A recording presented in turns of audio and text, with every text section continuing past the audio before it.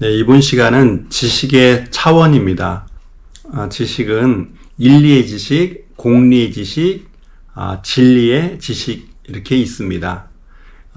인리의 지식이라는 것은 일리가 있다, 한 개인의 논리라는 것이죠.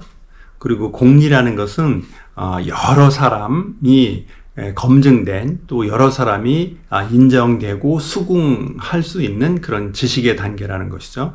그리고 진리라는 것은 참 이치 라는 것이죠. 그래서 진리라는 것은 모순이 없는 상태의 지식, 그래서 완벽한 지식이다, 모순이 없는 지식이다. 그것을 우리는 이제 경서라고 하죠. 이제 하늘에서 내려왔다는 지식이죠. 그리고 공리의 지식이라는 것은 이제 학문이라고 할 수 있겠죠. 검증된 지식이고 모든 종류의 이제 인문학 수준이 되겠습니다. 이제 물론 이제 모순이 포함되어 있다 이거죠. 인리의 지식보다는 모순이 적지만 그래도 그 공리 지식에서는 모순이 일정 부분 포함이 됐다는 것이죠. 그래서 우리 그것은 학문이다 이야기합니다. 인리의 지식이라는 건 무엇이냐면 한 개인이 규정된 지식이라는 것이죠. 그래서 이제 어떤 상황, 어떤 흐름, 어떤 대상에서는 그게 맞다는 것이죠. 그러니까 전제가 아주 많죠. 그 상황에서는 맞지만 그 어떻게 보면 그 인리의 지식이라는 것은 그 자체가 모순 덩어리라는 거죠. 왜냐하면 인리와 인리가 만나면 일반적으로는 충돌이 되거든요. 그래서 그 인리의 지식은 그 자체를 모순을 포함하고 있다 말할 수 있습니다. 역설적이게도 그 심리학에서는 그 인정이라는 키워드가 있지 않습니까? 확실히 그렇다 여긴다는 것이죠. 뭐냐? 그 인리의 그 개인의 논리를 인정이 된다는 것이죠. 법, 의도, 문화 그런 것을 다 초월해서 한 개인에게는 그것이 맞다는 것이죠. 개인의 가치관, 개인의 의견, 견해, 그것은 무조건 맞다라는 또 역설적인 부분이 있습니다. 이것을 잘 다루면 참 좋겠죠. 그래서 이제 지식의 차원에 대해서 이제 이렇게 말씀을 드리고 있습니다. 또 다른 측면에서 지식의 차원을 또 말씀을 드리면 지식, 지혜, 지각 이렇게 또 지식의 차원을 말씀을 드릴 수 있겠습니다. 그래서 지각이라는 것은 이제 깨달음이라고 하지 않습니까? 그래서 이제 객관화된 지식이라는 거죠. 그래서 지각이 있어야 모순을 해결할 수 있다는 것이죠. 그것이 이제 지각이다, 깨달음이다. 그 다음에 지혜의 지식이 있습니다. 지혜라는 것은 그 해자가 이제 선택하다는 해자 아니겠습니까? 그래서 지혜의 지식은 이해된 지식이라는 거죠. 그리고 구분된다는 거죠. 왜냐하면 구분이 돼야 선택할 수 있으니까, 적절한 선택을 할 수 있으니까 이해된 지식이다, 구분된 지식이 무엇이냐? 지혜라는 것이죠. 그래서 적절한 선택이 가능한 단계라는 것이죠. 그래서 우리 인생은 선택의 연속 아닙니까? 그래서 그 적절한 선택이 되려면 어떻게 되느냐? 내가 알고 있는 것이 이해된 지식이 되어야 된다는 것이죠. 그것이 지혜의 단계라는 것이죠. 그리고 또 세 번째는 이제 지식이라는 단어가 있지 않습니까? 그 언어 자체가, 그 글자 자체가 단순히 알고 있는 상태의 지식이라는 것이죠. 그래서 단순히 알고 있고, 그러니까 이해되지 않는 지식이라는 거죠. 그래서 그 지식을 갖고 있으면 어떻게 하면 행동이 가능하다는 것이죠. 그래서 이해되지 않는 지식이기 때문에 행동을 할 수는 있지만 적절한 선택을 할 수가 없는 것이죠. 그래서 많은 사람들이 실패의 경험을 하죠. 시행착오로서는 이제 의미가 있겠죠. 그래서 이제 지혜에 초점을 맞추면 좋겠다는 것이죠. 그래서 이제 지혜라는 것은 이해된 지식, 구분된 지식, 그램으로써 적절한 선택이 가능한 단계라는 것이죠. 예. 이상 지식의 차원에 대해서 같이 얘기했습니다. 네, 이 시간에는 확산에 대해서 같이 이야기했으면 좋겠습니다. 이제 확산이라는 것은 이제 흩어져 가지고 멀리 퍼진다는 그런 뜻 아니겠습니까? 그래서 이제 작은 것이 전체에 퍼져 나간다는 것이죠. 그래서 이 확산이라는 것은 저절로 발생한다는 것이죠. 근데 이제 확산이 이제 흩어져서 자동적으로 쫙 넓게 퍼진다는 그런 의미인데, 여기서 이제 선순환, 악순환에 대해서 같이 생각했으면 좋겠습니다. 악순환이라는 것은 나쁜 현상이 계속 지속적으로 되풀이된다는 것이죠. 선순환인 것은 좋은 현상이 지속적으로 되풀이되는 것이 선순환인 것이죠. 그래서 이 확산이라는 개념과 악순환, 선순환을 보면 안 좋은 일이 발생하면 또 연달아서 계속 안 좋은 일이 발생한다는 거죠. 그래서 악순환이 확산된다는 거예요. 또 역설적으로 반대적으로 대극으로는 좋은 일이 발생하면 또 좋은 일이 발생하고 계속 그것이 발생하고 되풀이돼서 선순환이 되는데 그것이 어떻게 된다? 확산이 된다는 것이죠. 그것은 내 개인에게서 선순환이 계속 이루어질 수도 있고 악순환이 계속 이루어질 수도 있겠죠.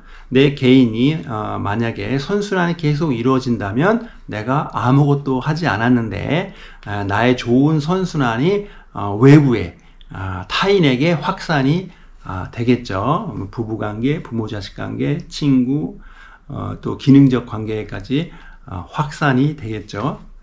어떻게? 저절로 자연스럽게 내가 노력하지 않아도 그것이 이루어진다는 것이죠. 뭐가요? 선순환이 확산이 되고 또 반면 악순환도 확산이 된다는 것이죠. 그래서 그 변화라는 단어를 한번 변화라는 것은 하지 않았던 것을 하는 것도 변화고, 그렇죠? 하지 않은 행동을 하는 것도 변화고, 생각이든 말이든 행동이죠. 하지 않았던 것을 하는 게 변화고, 하던 것을 하던 것을 멈추는 것도, 그것도 변화 아니겠습니까? 그래서 악순환의 그 고리를 선순환으로 한번 변화시켜 보자는 것이죠. 그래서 변화라는 것은 그 유의미한 작은 행동을 단순하게 반복하면 변화를 일으킬 수 있습니다. 왜냐하면 작아야 된다는 것이죠. 근데 그것이 의미가 있으면 좋겠다는 거죠. 그게 어렵고 복잡하면 단순하게 계속 반복하는 게 그게 연습이다, 뭐 훈련이다 할 수 있는데 단순하게 계속 반복하는 것이요 아주 복잡하고 어려우면 힘들지 않습니까? 그래서 의미는 있지만 작아야 된다는 것이죠. 작지만 의미가 있어야 된다는 거예요. 그것을 단순하게 계속 반복한다는 것이죠. 그러면 무엇이 발생하느냐? 변화가 발생한다는 것이죠. 우리는 보통은 긍정의 변화를 기대하겠죠. 그래서 그 변화는 유의미한 작은 행동을 단순하게 반복한다는 것이죠. 연습이 되고 훈련이 되겠죠. 그러면 그것이 선순환이 되고 그것이 확산이 될 수 있다는 것입니다. 어떻게 해요? 매우 쉽고 간단하게 짧은 기간에 이루어질 수 있다는 것입니다. 그래서 이 시간에는 확산, 선순환, 변화에 대해서 같이 얘기했습니다. 이 시간에는 그 지식 그리고 안다는 거 그리고 이제 사람에 대해서는 어떤 부분이 있는가에 대해서 그 키워드를 갖고 같이 얘기했으면 좋겠습니다. 어떤 지식이 있다는 것이죠. 그래서 그 지식이 이론이다 이거예요. 그래서 그걸 학문화시켰다는 겁니다. 그 이론이 그 현실하고 같은가요? 이론이 현실과 다른가요? 아니면 이론이 현실과 틀린가요? 이론이라는 것은 어떠한 현실, 어떠한 현상을 공리적으로 정리했다는 것이죠. 그렇죠? 공리적인 지식으로 정리한 게 이론이라는 거예요. 어떠한 현상을 정리한 게, 글로 표현한 게 이론이라는 겁니다. 그러니까 이론과 현실은 같은가요? 네, 같습니다. 근데 왜 다르다, 틀리다라고 인식하고 말을 하냐면, 그 현상을 글로 표현하니 좀 차이점이 있지 않겠습니까? 그 차이점을 모르거나 이제 모르는 거죠. 그 이론을 현실화시키는 거, 그 갭을, 그 차이점을 모르기 때문에 이론과 현실은 달라, 이론과 현실은 틀려라는 말이 나올 수 있겠죠. 그러나 이론과 현실은 같은 것입니다.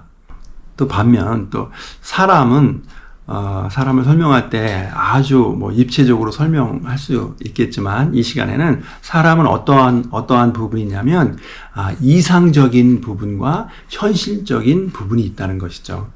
그래서 이상적인 나를 인식하는 부분이 있고, 또 현실적인 사회적인 관계 속에 내 자신을 인식하는 부분이 있다는 것이죠. 이상적인 나는 시간과 물리적 공간을 초월하기 때문에 아주 자유롭지 않습니까?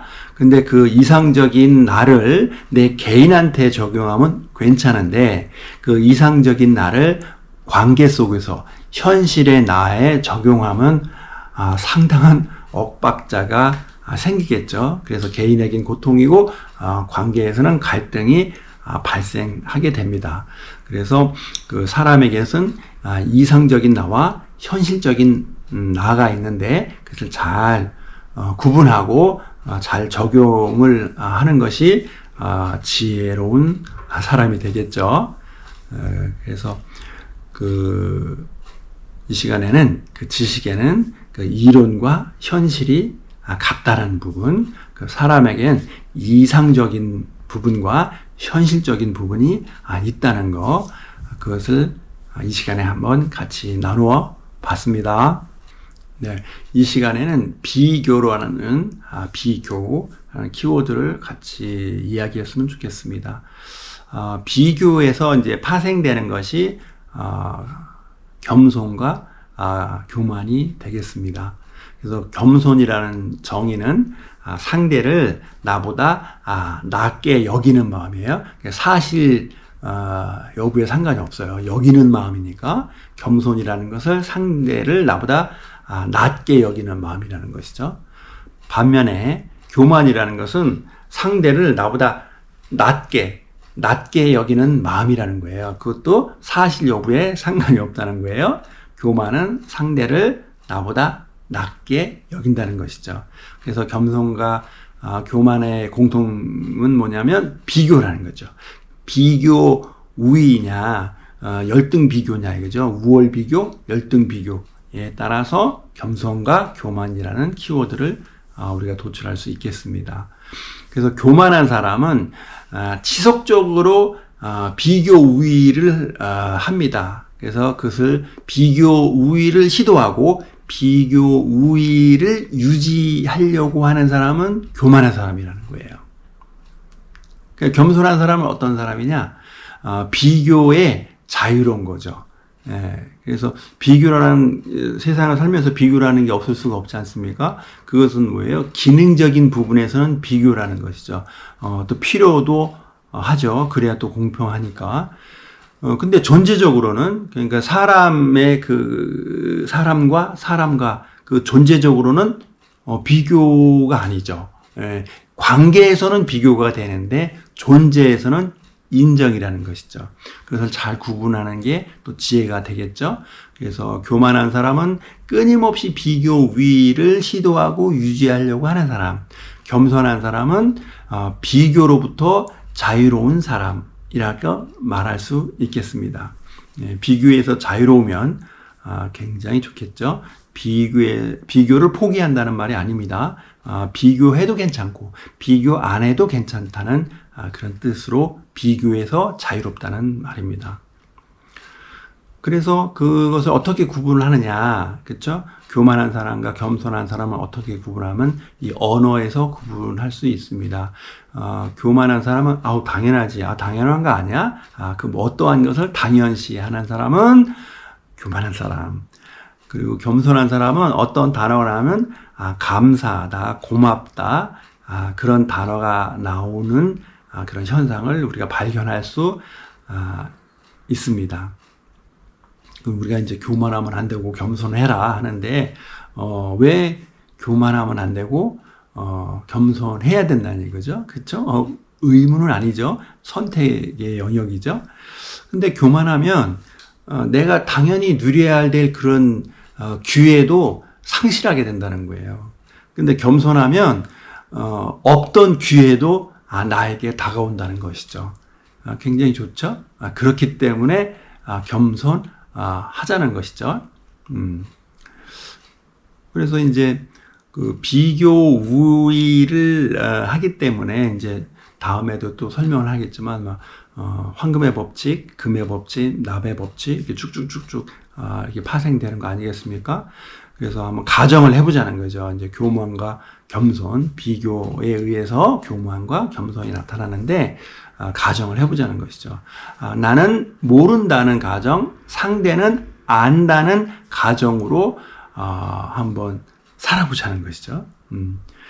그러면 어떻게 되겠어요? 나는 모른다는 전제, 상대는 안다는 전제로 하면은 사고의 패턴이 바뀌겠죠. 내 언어가 바뀐단 말이에요. 아하고 어가 바뀌고 사용하는 선택의 단어가 바뀐다는 것이죠. 그러면 아마 긍정의 변화를 맞이하지 않을까 싶습니다. 그래서 이 시간에는 비교, 그렇죠? 그래서 비교에서 파생되는 것은 겸손과 교만이라는 키워드를 갖고 같이 이야기했습니다. 네, 이 시간에는 감정에 대해서 같이 이야기했으면 좋겠습니다. 특별히 감정은 뭐 생각보다 사고보다 훨씬 양이 많지 않습니까? 그런데 세 가지만 같이 이야기를 이제 원합니다. 그래서 뭐냐면 첫 번째 질투, 두 번째 분노, 세 번째 선망입니다. 이것은 서술입니다. 뭐 어떤 냐면 굉장히 위험한 감정이라는 거예요. 이 세 가지가요. 이 사람에게서 가장 위험한 감정이 질투. 두 번째로 위험한 감정이 분노, 화내는 거. 세 번째는 선망, 남을 부러워하는 거죠. 그 감정 세 개에 대해서 이 시간 같이 얘기했으면 좋겠습니다. 질투의 감정의 정의는 뭐냐면 사랑이 빼앗겼거나 빼앗길 것이 예상될 때 느끼는 감정이 질투라는 거예요.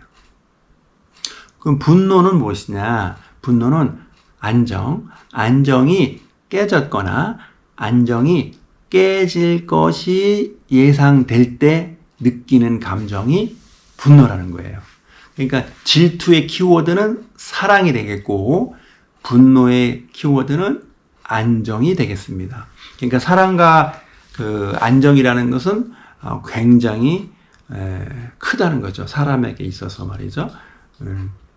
참 이것도 역설적입니다. 왜냐하면 사랑이라는 것은 사람에게 굉장히 좋은 감정 아니겠습니까? 매우 필요한 감정인데 역설적으로 그에 반했을 때는 가장 위험한 질투의 감정이 생긴다는 것이죠.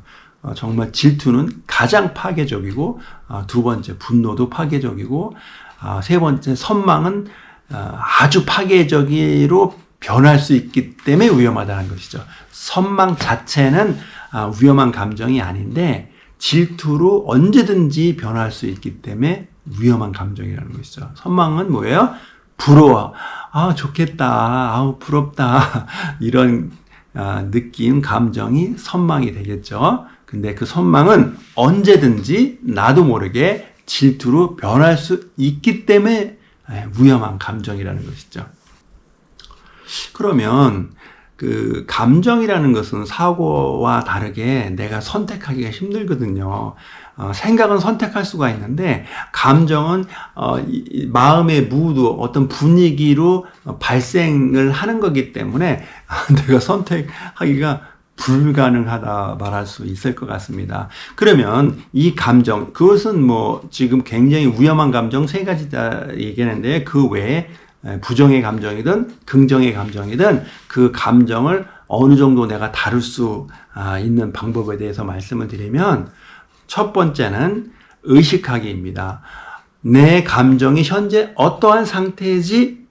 라고 의식합니다. 보통은 그 감정을 불러일으켰을 때 의식하지 못한 상태에서 생각하고 말해야 하고 행동이 나오거든요. 그래서 성숙한 사람은 어떤 사람이다? 자의식이 스스로 내 언행을, 사고를 알아차리는 거. 자의식이 높은 사람이 성숙한 사람이라 말하는데 감정을 다룰 수 있는 첫 번째 단계는 의식하기입니다. 내가 지금은 어떠한 감정을 느끼고 있는가라고 스스로 알아차린다는 것이죠. 그리고 그 두 번째는 그 의식화된 감정을 내가 부분적으로 선택할 수 있다는 것이죠.